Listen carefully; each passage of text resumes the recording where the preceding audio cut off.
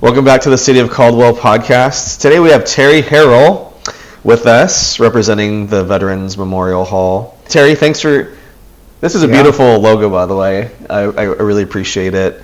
But Terry, thanks for joining us today, and we look forward to hearing about who you are, how you got to where you got to. We'll talk about the hall a little bit. It's probably one of the best kept secrets, right in front of everybody's face, probably, right off the Caldwell Boulevard. And then we'll talk about the Fourth a little bit, and the monuments and what's going on with that. So, Terry, can you just start by just telling us who you are, just a little bit about your background? Okay. Terry Harrell, 68 years old, and I grew up in Caldwell. My dad was a police officer growing up, which made it interesting. Going to high school, the father was a police officer, but so near and dear to the police officer and what they go through here, but graduated with Garrett Nancolis, which is the previous mayor.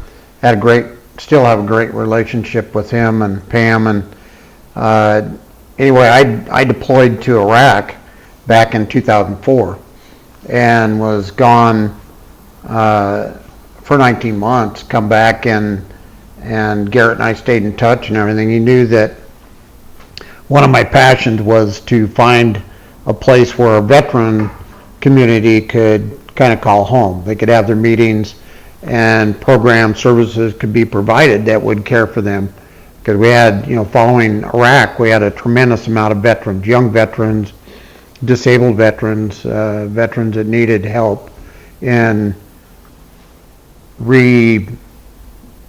associating back into the community, back with their families and finding jobs and doing all those kind of things. And so the Carnegie Library, that time had been sitting empty for a while. It had been a couple of school districts' offices, and it was kind of falling down, the maintenance and everything, and they didn't know what they were going to do with it. And they didn't want to see it torn down, so Mayor Nancolis at that time asked me if he said, come down, let's meet.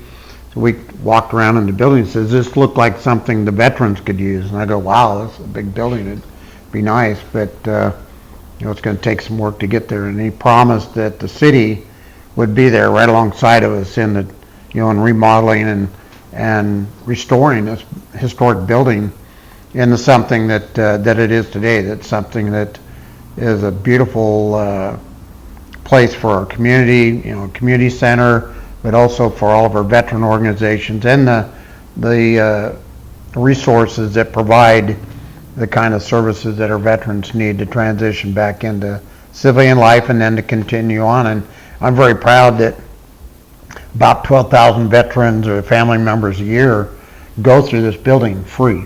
So we're able to do fundraising, and that's why we're out there doing fundraising, is that all the programs we put on are free to our veterans and their family members. And that, we have full-time service officers here that can go in and do disability claims with the VA for them.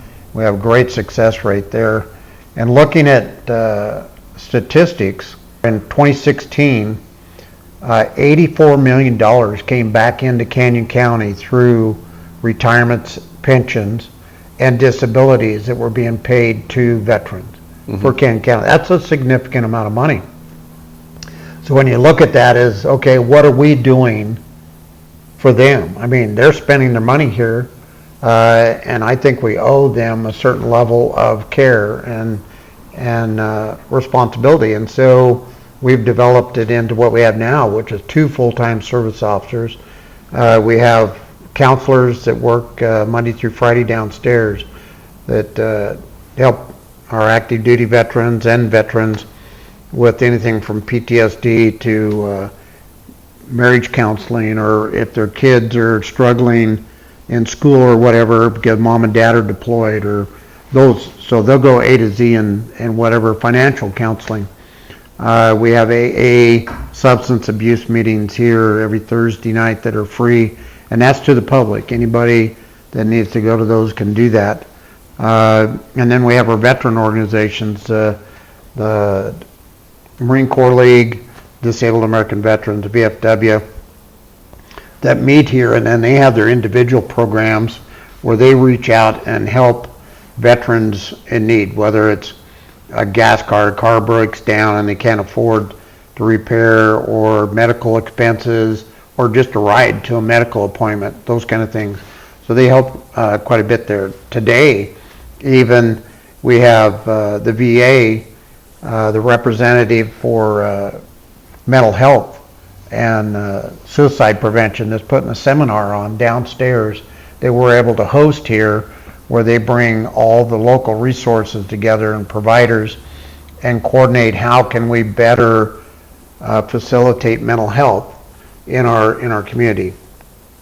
And so it's a great place that if we weren't here, those kind of things wouldn't be taking place. So it's been a real passion, as you can kind of tell the way I'm talking, for me to be able to follow that through. And we started building this in 2014. We cut the ribbon in May of 2018 and have been going head on, growing, every year with the things that we provide to our community. And it, in this space that we're in right here, we have several businesses that will come and rent this, because this is a great place to have business meetings and that. We have Starbucks that once a month comes and have a regional meeting here.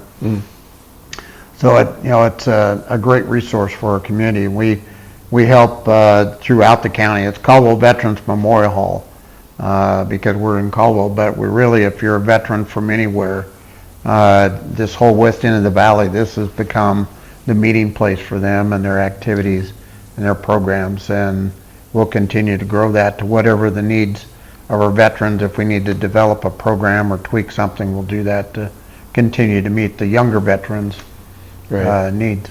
Great. One interesting thing about you, or fact about you, is last year for 4th of July, we helped some of the money that was raised there was going towards the Carrie French Memorial, who you actually know and was under your. She served in my battalion in Iraq. Yeah, and actually today is the 19th year anniversary of her being killed in combat. To the day? Today. Oh, okay. Yeah. June 7th? June 5th. 5th? June 5th. It was in the afternoon, Okay. but today is the 19th year. Okay. I don't know my dates. I guess all my days blur together. Yeah. But I'm glad that you brought that up. That's special. Would you mind telling us about the memorial really quick, and then we can go into the memorials that are coming here? Yeah, the one that's going in down at the Idaho Veterans Garden is something that we had a perception of way back in 2014. And it was to honor all our female soldiers, service members that have served over the years. And then you see lots of monuments, memorials out there, but nothing specific in this area or even in Idaho that is a dedication to the women that have served in the military. And so we come up with a couple of plans and ideas, and it kind of struggled for a long time, and we finally have come to the point now that the ground is dedicated down at the Idaho Veterans Garden. The money's been raised, and they plan on having it constructed in place and ready to go on the 20th anniversary of her being killed in combat. And the significance is that Carrie French was the first female from Idaho that was killed in combat in the global war on terrorism. So she's been kind of the model, but the monument is, the memorial that we're putting in is really to honor all of our female soldiers and service members that have served. So if you haven't seen the drawing of it, it's a beautiful monument that's going in and is well deserving, and it's neat that we're going to be able to get that finalized and in place on the 20th anniversary of being killed. And the sculptor is world-renowned Ben Victor, from Idaho, from the Boise area, Treasure Valley area. So that's special. So we have other memorials that you and your team are bringing back to this actual site, the Halls site, refurbishing some of them, relocating it here. Can you just tell us about those? Yeah, and so when we were looking at the female veterans monument, we were looking at all of them kind of in this area, and there's a lot of veteran monuments in the area, and all of them were scattered around. Nobody knew where they all were. Some were in disarray and really had just disintegrated. And so we drew up a plan of how we could put them here around the Veterans Memorial Hall so that we could care for them, keep an eye on them, and they'd be in one place, and people would get used to being able to come here and see all of them. And so we're finally now, 10 years later, being able to do that. So we took the monuments that were given to the city of Caldwell back in the 80s by the Elks Lodge, and we have them down at the Boise Valley Monument being restored and refurbished now, and we'll place those out front. And then the Herbert Littleton Plaza actually had a monument there for Herbert Littleton, which was a recipient, or is a recipient, of the Medal of Honor from the Korean War.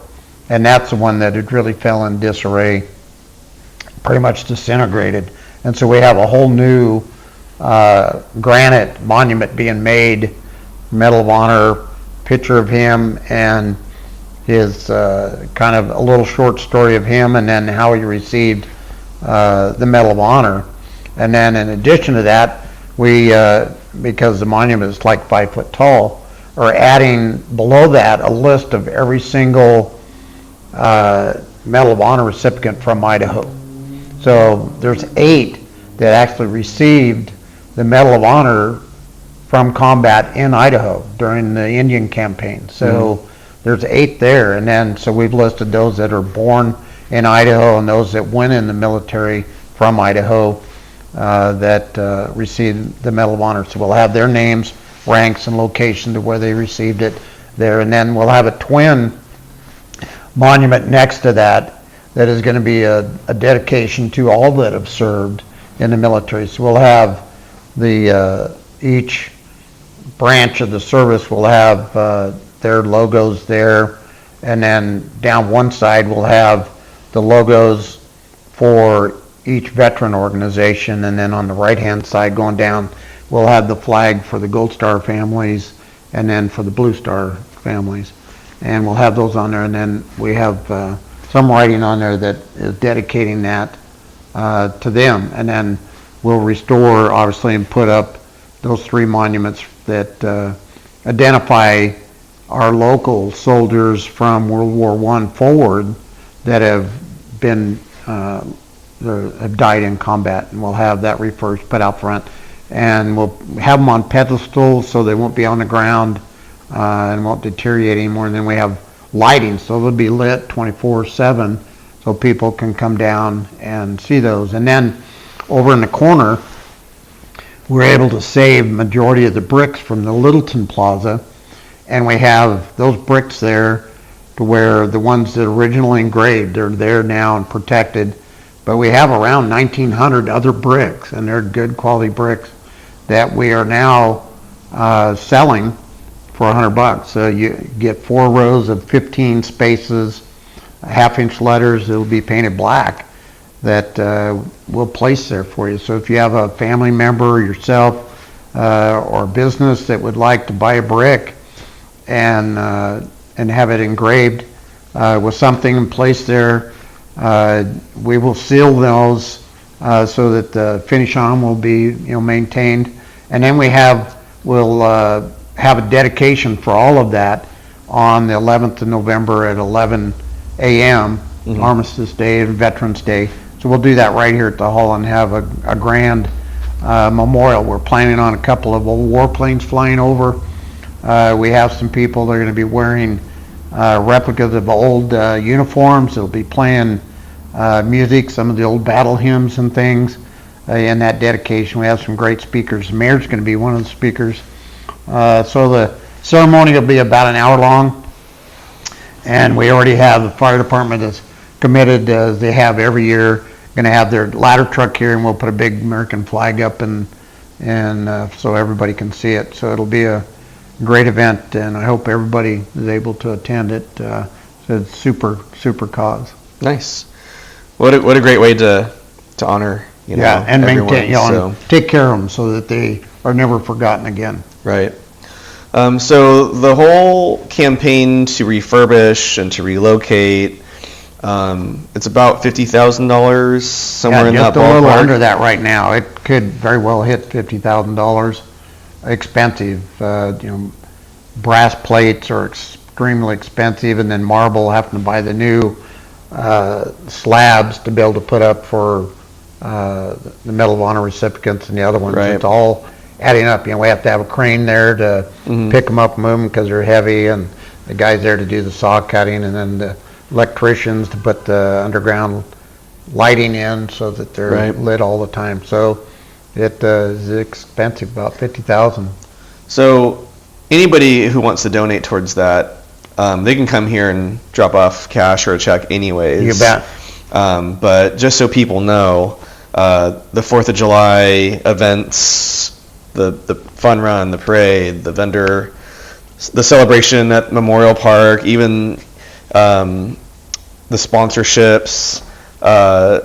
It's a community event. It's going to be fun. You bet. But a lot of the money that is being raised will also go towards that campaign. You bet, exactly. The memorials, the relocating, the refurbishing, all that stuff. So if you guys are interested in donating at any point, before, during, or after the 4th of July, please let us know. And they can go to our website. We have a website out there. They'll type in CVMH. It should pop up, but the website is cvmh-vets.org. So they can go on there. We have a hot button where they can donate, and there's pictures there from events. We have an album set up by events where the things we do. It talks about all of the programs, things we do here. And it also has the application there that you can fill out if you want to do a brick. So it's only $100 to do that, and that's dirt cheap for getting 4 rows of 15 letters, half-inch letters on those bricks. But every bit of the proceeds of that will go back in to help pay that $50,000 to get all that stuff moved here. And I'm honored to be able to bring all of those here where we can respect them and maintain them. And I think it'll be a great asset to the community as well, not just Caldwell, but to our entire community, the bigger area, to be able to get those and to maintain them here. Right. Well, Terry, was there anything else that you wanted to touch on? We talked about you a little bit. We talked about the hall, some of the services and resources. Right. We talked about the 4th and the monument campaign effort that's going on. Was there anything else that you wanted to touch on today? Well, if people are still interested in getting in the parade, we have time. You can go on the City of Caldwell's website and go to events, and you'll see 4th of July. Fill out the application. We want a loud and noisy parade this year, so be patriotic. I think we got a flyover set. We'll have a big flag set up.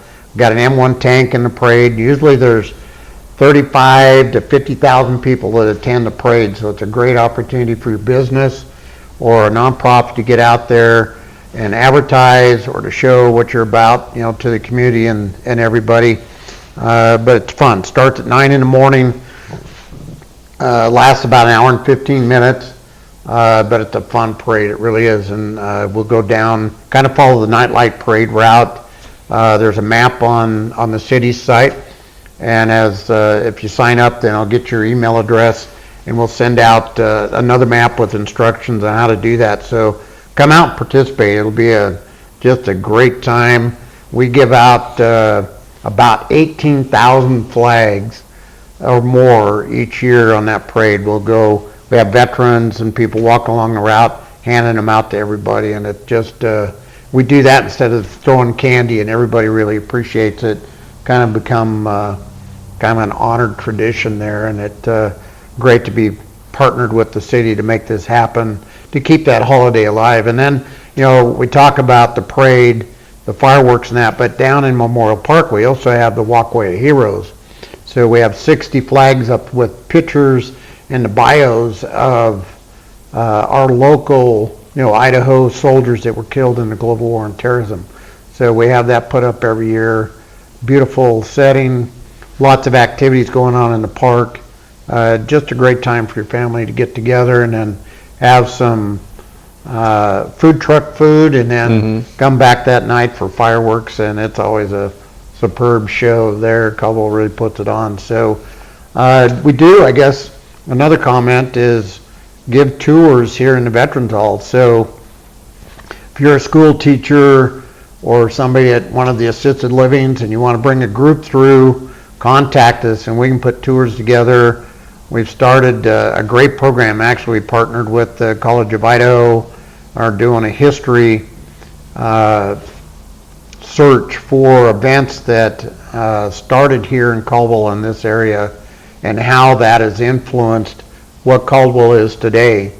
So, I mean, prior to Civil War, or prior to the First War, we got pictures of a cavalry troop that was put together here in Caldwell that went down to Arizona and then crossed into Mexico to chase down Ponce Villa, that was doing raids, against the early settlers and things. And then they came back and were immediately federalized and went to World War I.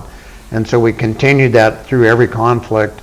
And working with the college, we're hoping to have a docudrama put together of 4 20 or 30-minute sections that are audio video that narrated and things that really talk about the history of this area, because it's huge influence. A lot of the architecture and the things, the businesses, things around here are a direct influence. The College of Idaho in those early days had the barracks set up for female aviators, and they were training them, the WACs, to fly the planes coming off the assembly line. They would fly them to an Air Force base, where then the men would take the planes and fly them overseas into combat. So we got pictures of that and are following through, documenting all that. So it's amazing the history of an area here that really kind of complements bringing all of the monuments to here, is that we'll have that too. So if you have a history class or anything actually, and you want to do a field trip here, give us a call, and we'd be happy to set that up and help. Homeschool? Yeah, you bet. People, okay. Yeah, we did had 4 homeschool groups come together, and with the parents, and come here, and we did a tour and talked about it, and they had lunch here, and it was an amazing opportunity, because we learned from every one of those as well. So it's kind of fun. I think one other thing that comes to mind too is you guys take volunteers. We do. So if anybody wants to come and volunteer some of their time, whatever that looks like here at the hall, giving tours. Yeah, and they don't have to be a veteran. We have lots of programs, and Just Serve's a great opportunity. We list a lot of our events there, and you can sign up to help from whether it's putting flags out on Memorial Day, to helping man barricades, to help with the parade on Independence Day, to helping cook and serve food for our homeless dinner that we put on Christmas Eve, to helping with Day Watch, answering the phone for us and things like that. So, yeah, we need all the help we can get. Okay. That's great. Thank you for bringing it up. Okay, well, Terry, thank you so much for joining us and spending some time with us, and we look forward to getting some of those bricks out there and getting some of those sold and ready for Veterans Day this year. So that'll be a great special event. Thank you very much. Thank you, Brian.